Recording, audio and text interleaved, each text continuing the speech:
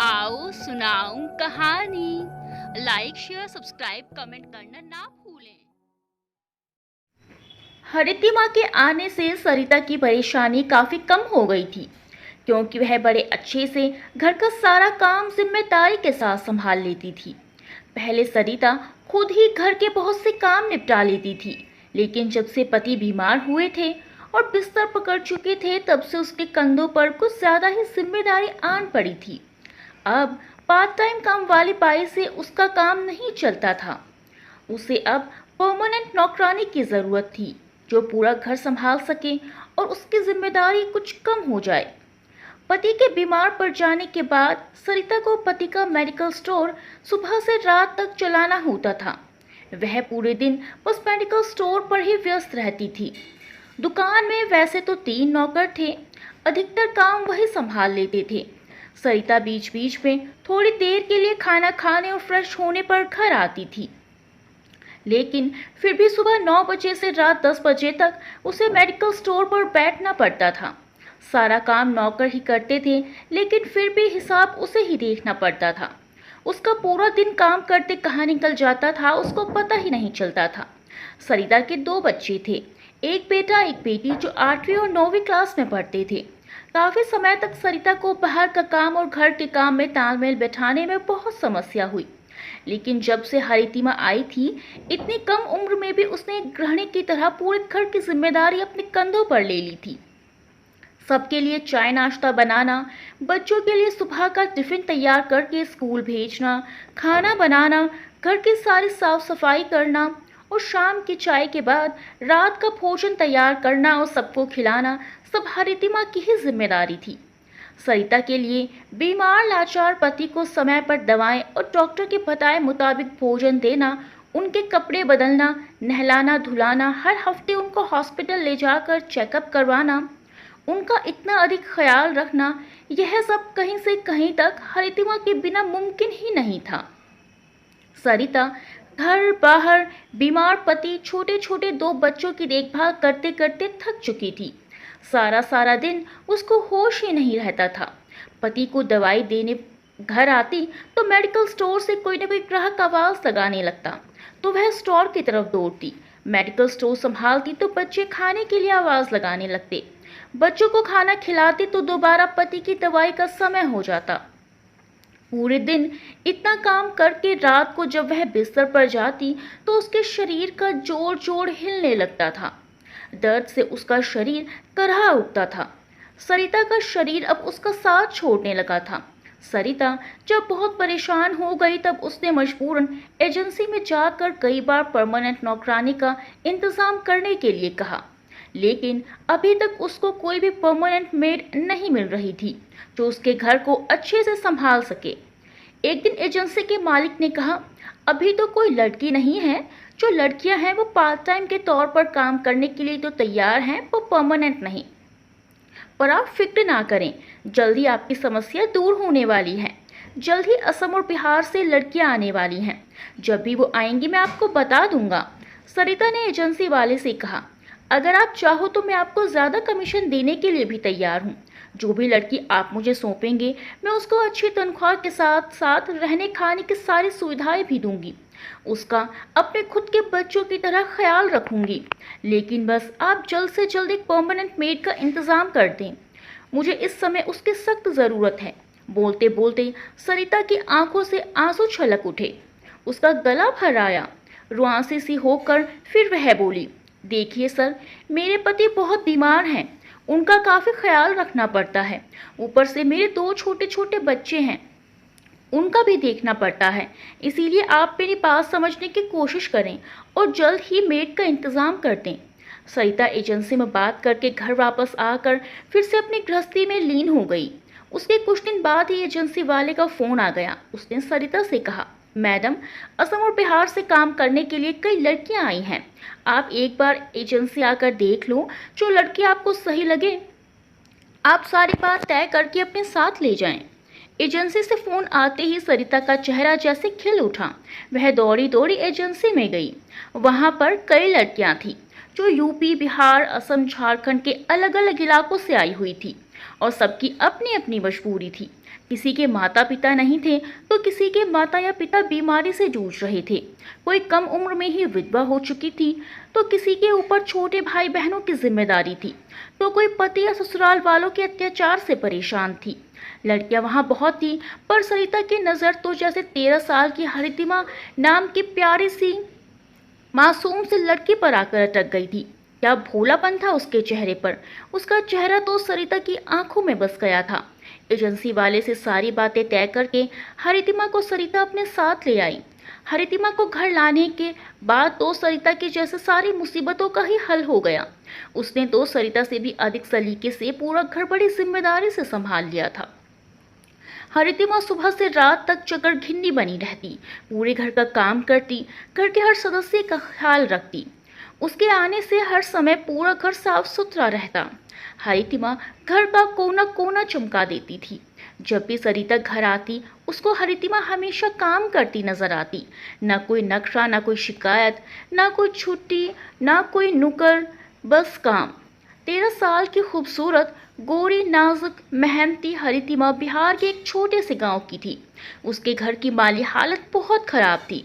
उसके घर में उसकी एक बीमार माँ और 2 छोटे भाई थे, जबकि उसके पिताजी का लिवर फेल होने की वजह से देहांत तभी हो गया था जब वह 8 साल की थी।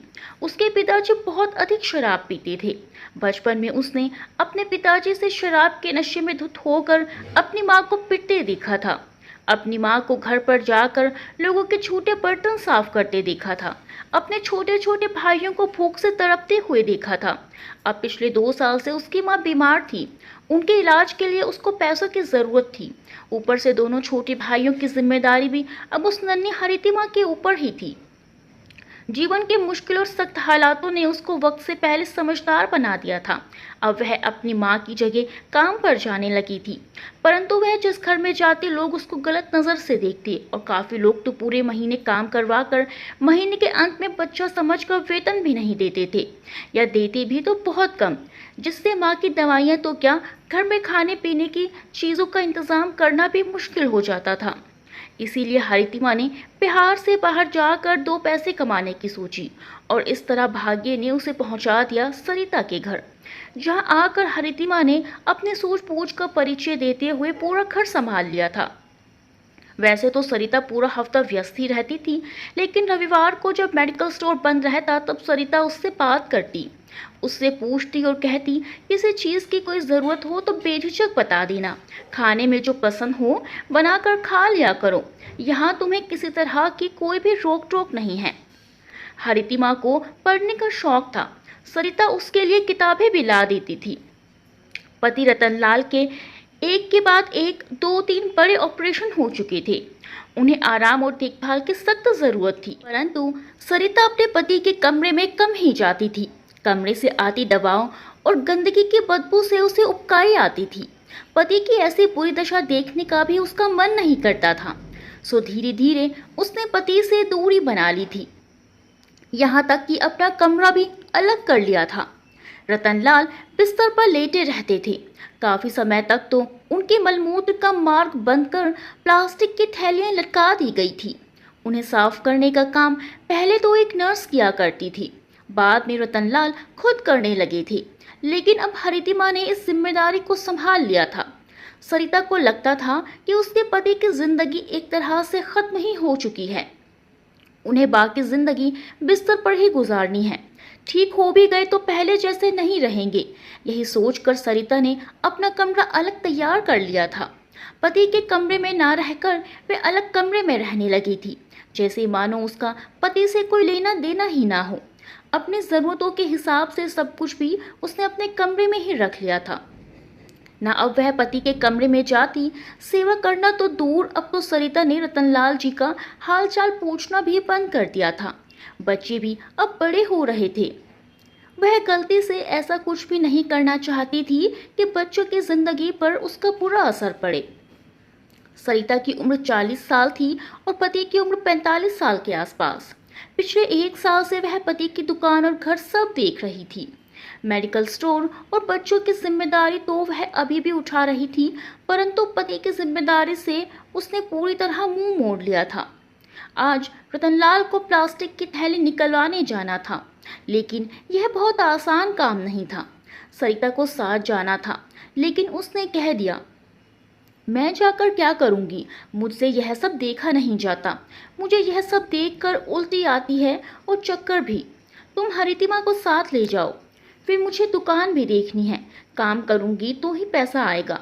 आपके इलाज में लाखों रुपये खर्च हो चुके हैं और अभी हमें और पैसों की ज़रूरत है। अगर मैं स्टोर ना संभालूंगी तो पैसे आसमान से तो बरसने वाला नहीं है ना। रतनलाल जी पत्नी की बात सुन सहमे से रह गए। आंसू की कुछ बूंदें अनायास ही उनके चेहरे पर लुढ़क कर उनके गालों को भिगोने लगी। फिर तय हुआ कि हरितिमा ही साथ जाएगी। रतनलाल अस्पताल से 3 दिन बाद घर वापस आए। उन्हें परहेज के साथ दवाएं समय पर लेनी थी और भी बहुत सी चीज़ों का ख्याल रखना था। रतनलाल जी का ख्याल रखना हो, घर का काम करना हो या बच्चों की देखभाल, हरितिमा कभी अपनी जिम्मेदारी से पीछे नहीं हटती थी। सरिता को कहीं ना कहीं इस बात का डर लगा रहता था कि कहीं काम के बोझ से परेशान होकर हरितिमा घर छोड़कर ना चली जाए या वह बोर ना हो जाए। आखिरकार वह भी इंसान है और हर इंसान को काम से ब्रेक चाहिए ही होता है। इस वजह से सरिता छुट्टी के दिन उसे बच्चों के साथ बाहर घुमाने ले जाती। बच्चे जो खाते हरितिमा को भी खिलाया जाता। चाट पकौड़े गोलगप्पे। बच्चे पार्क में खेलते तो हरितिमा भी साथ में खेलती। बच्चों के लिए कपड़े खरीदते जाते तो हरितिमा के लिए भी खरीदे जाते।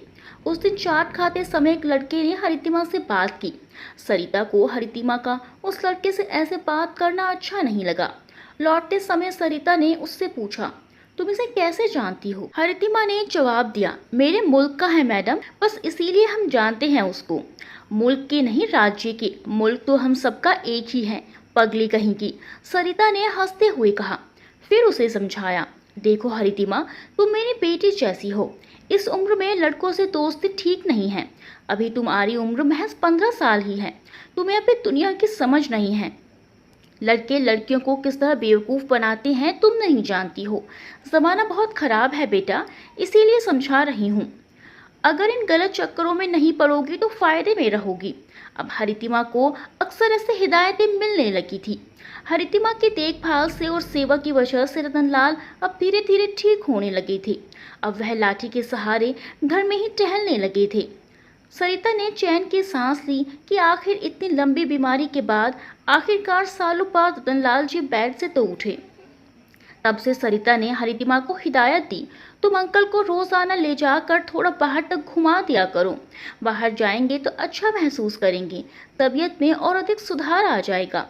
तब से हरितिमा घर से थोड़ी दूर बने पार्क में उनके साथ जाने लगी थी। एक तरफ हरितिमा के रात दिन की देखभाल के कारण रतनलाल जी की सेहत में सुधार आ रहा था, तो दूसरी तरफ हरितिमा का स्वभाव भी पहले से बदलने लगा था।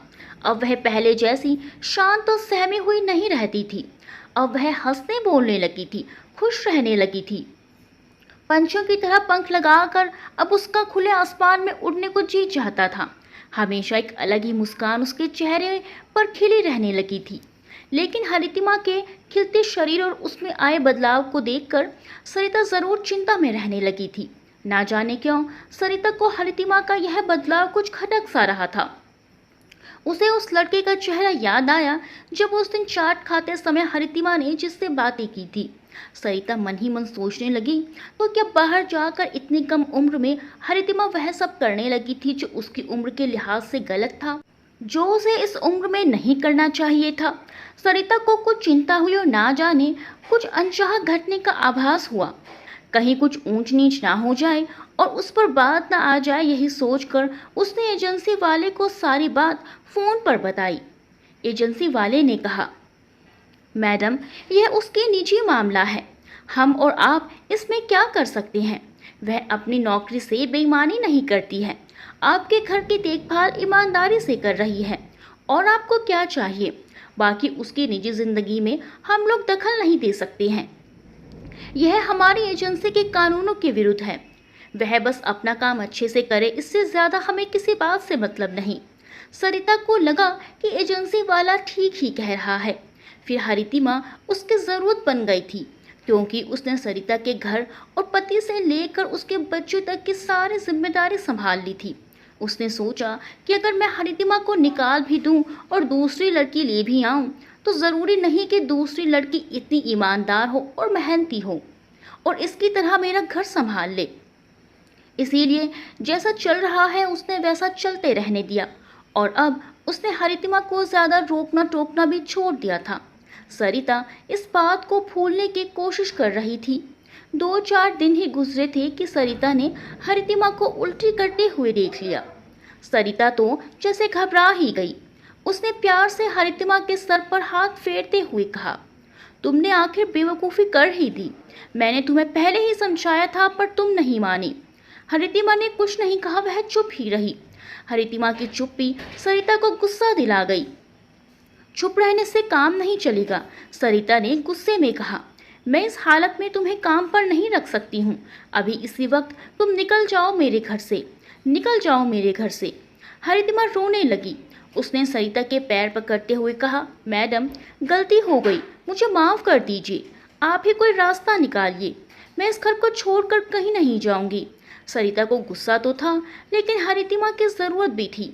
उसने हरितिमा को अपने परिचित डॉक्टर को दिखाया। 5,000 रुपये लेकर डॉक्टर ने उसका इलाज कर दिया।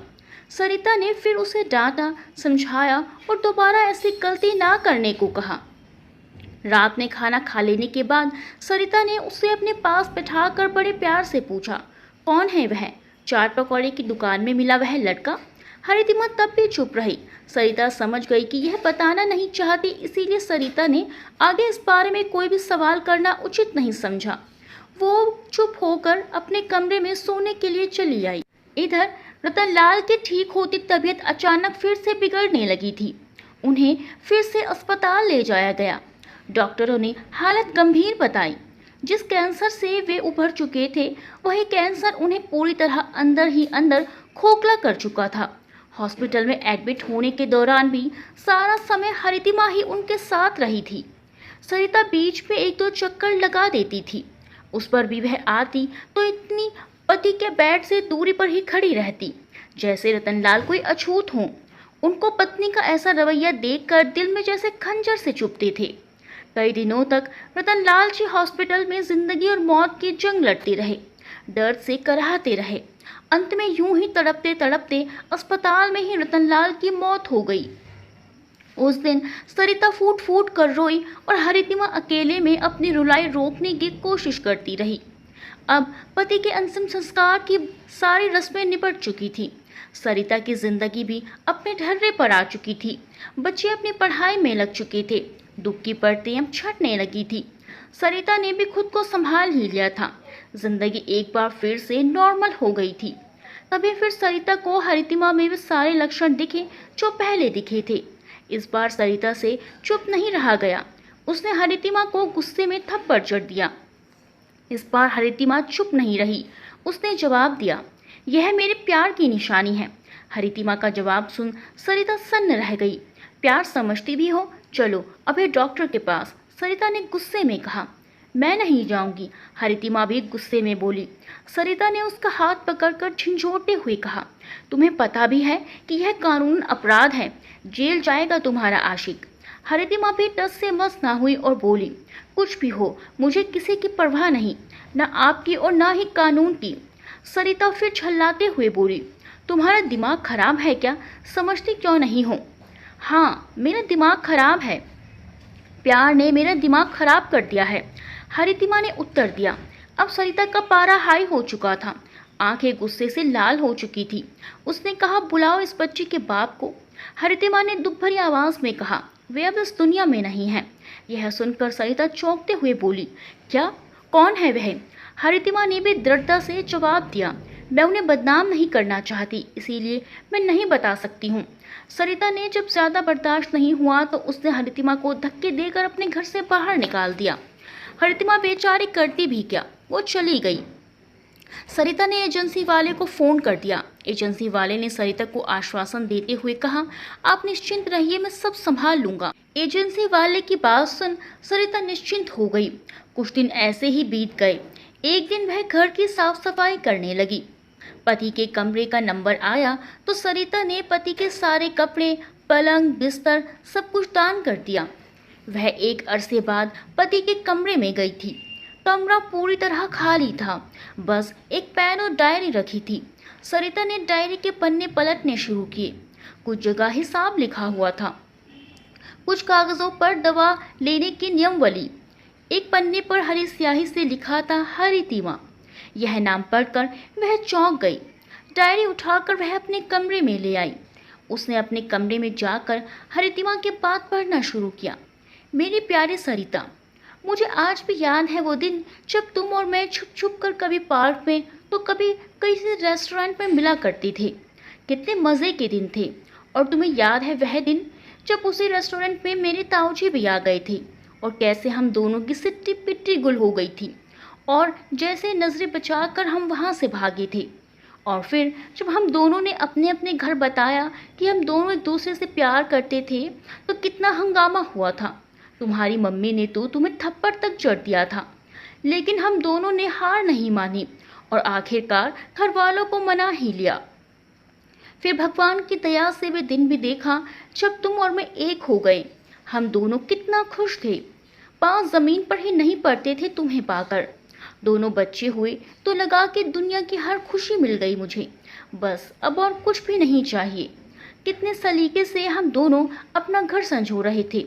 फिर अचानक से पता नहीं इस बीमारी ने मुझे अपनी चपेट में ले लिया। बीमारी क्या आई, तुम्हें मुझसे दूर ले गई और तुम मुझसे कब इतना दूर होती चली गई इस बात का एहसास शायद तुम्हें ना हो, पर मुझे एक एक पल में हजार हजार बार होता था। जिस वक्त मुझे तुम्हारे प्यार की ज़रूरत थी, सबसे ज़्यादा तुम्हारे साथ और देखभाल की ज़रूरत थी, उस वक्त तुमने खुद को मुझसे दूर कर लिया। तुम मुझसे दूर चली गई, मेरे दोनों बच्चे मुझसे दूर चले गए, यहाँ तक कि मेरे अपने शरीर ने मेरा साथ छोड़ दिया। मेरे पास बस कुछ पता था तो वह थी हरितिमा। एक वही थी जिसने मेरी अंतिम सांस तक मेरा साथ नहीं छोड़ा। सरिता, माना कि 15 साल की लड़की से प्यार करना गलत है, लेकिन इस अपराध के हिस्सेदार तुम भी हो। मैं बीमार क्या हुआ, तुमने मुझे मरा ही समझ लिया। अपना कमरा तक बदल लिया, मेरे कमरे में आना, मुझसे मिलना तक बंद कर दिया। मेरे दिल पर क्या गुजरती होगी तुमने सोचा है कभी? लेकिन तुम तो जिम्मेदारियां निभाने में लगी थी। मैं तो जैसे अछूत हो चुका था तुम्हारे लिए। सच कहूँ तो मैं तुम्हारी बेरुखी देखकर ठीक होना ही नहीं चाहता था। तुम्हारा रवैया देखकर मैं जीने की आस ही छोड़ चुका था। लेकिन मैं ठीक हुआ तो हरितिमा की देखभाल से, उसके प्यार से, उसके अपनेपन से। हाँ, मैंने हरितिमा से तुम्हारी शिकायतें की, उससे प्यार के वादे किए, उसके पैर पड़ा कि मेरी जिंदगी में तुम्हें बाहर ला सकती हो।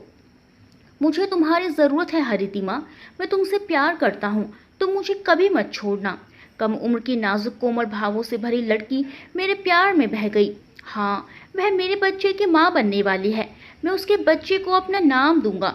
दुनिया इसे पाप कहे या अपराध, लेकिन वह मेरा प्यार है। मेरी पतझड़ भरी जिंदगी में वह हरियाली बनकर आई थी। इस घर पर जितना हक तुम्हारा है उतना ही हरितिमा का भी है। लेकिन अब मुझे लगने लगा है कि मैं बचूंगा नहीं। अचानक से सारे शरीर में पहले की तरह भयंकर दर्द उठने लगा है। मैं तुमसे किसी बात के लिए माफ़ी नहीं मांगूंगा। चिंता है तो बस हरितिमा की कि मेरे जाने के बाद उस बेचारी का क्या होगा। फिक्र है तो अपने होने वाले बच्चे की। सरिता, हरितिमा को तुम्हारी दौलत नहीं चाहिए, तुम्हारा बंगला, तुम्हारा बैंक बैलेंस नहीं चाहिए। उसे बस सहारा चाहिए, प्यार चाहिए, जो तुम शायद उसे कभी नहीं दे सकोगी। डायरी खत्म हो चुकी थी। सरिता अवाक थी। उसके पैरों तले जैसे जमीन ही खिसक गई थी। उसके होशो हवास जैसे गुम हो गए थे। उसकी आंखों से झरझर आंसू बह रहे थे। आज उसको खुद पर शर्मिंदगी महसूस हो रही थी। उसे अपने किए पर पछतावा हो रहा था कि कैसे उसने अपने प्यार को भुला दिया।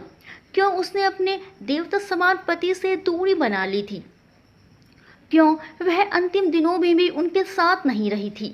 किस तरह अकेला छोड़ दिया था उसने अपने पति को बीमारी लाचारी की हालत में। हाँ, वही जिम्मेदार है अपने पति की बेवफाई के लिए। इसे बेवफाई कहें या अकेले टूटे हुए इंसान की ज़रूरत। सरिता को अब उसी एजेंसी से दूसरी लड़की मिल चुकी थी। उसने पूछा, तुम हरितिमा को जानती हो?